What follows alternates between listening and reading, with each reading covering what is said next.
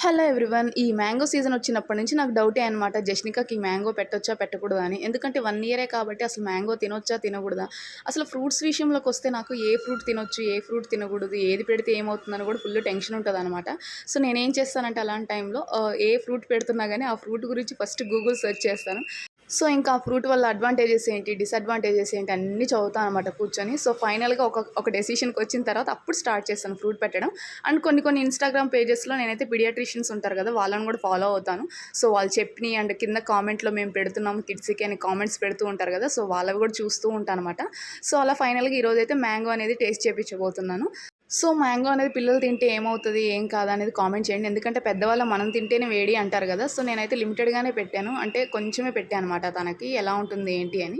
So, ఇంక తనకు పెట్టిన తర్వాత తన ఎక్స్‌ప్రెషన్స్ అయితే చూడండి ఇక్కడ. అండ్ నేను తింటుంటే గూడా నా సైడే చూస్తూ ఉంది. నాకు పెట్టకుండా తింటుందేంది మా అమ్మ అని. సో, అంతే వీడియో. Bye bye.